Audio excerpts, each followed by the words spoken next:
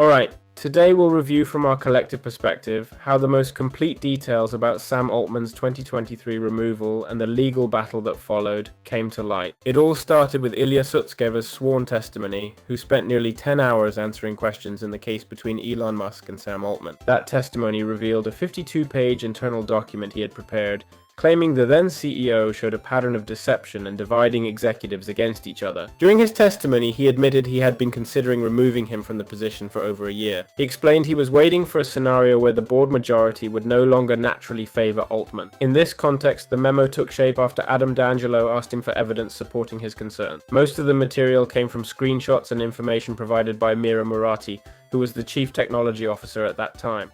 Sutskever admitted he completely trusted what Murati told him, and didn't directly verify with other executives mentioned. He later acknowledged this lack of verification was a serious error, especially since the document supported the decision to remove the leader of one of the tech sector's most influential companies. To prevent Altman from discovering the report, he sent it using a self-destructing email system, fearing that if he learned about these conversations, he could make them disappear. Tension within the board had already built up, and according to Sutskever, in the preceding weeks, both he and Murati told the independent directors they didn't trust Altman and felt the internal environment was toxic. They explained that they didn't consider him suitable to guide the path toward AGI. Then came November 17, 2023, when the board removed Altman, claiming he wasn't completely honest in his communications. The internal reaction was immediate. Several key employees resigned, and over 700 signed a letter demanding his return and threatening to leave the company. Sutskever confessed that he didn't expect such a response.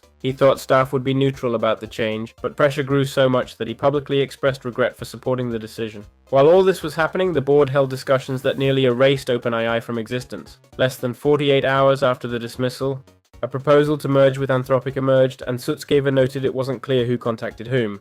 But conversations occurred with Anthropic founders Dario and Daniela Amodei. And according to him, Helen Toner was the most supportive member of that possibility, even when some executives had warned that the company wouldn't survive without Altman. Toner went so far as to argue that allowing OpenAI to collapse could align with her vision of safety. Well, all this fueled the dispute between Musk and Altman, which had been escalating for years. Musk argues that OpenAI strayed from its initial intentions as a non-profit organization and that shifting to a commercial model contradicts that mission. Altman, for his part, claims the company's transformation is necessary to fund future advances and that their split was painful but inevitable. The fight gained even more attention when Musk offered to buy OpenAI for over $97 billion, saying he wanted to return it to its roots. Altman rejected the proposal and responded publicly with irony. This exchange added to their history of accusations, with Musk calling him a fraud. Meanwhile, OpenAI completed restructuring, giving Microsoft a nearly 27% stake valued in the tens of billions.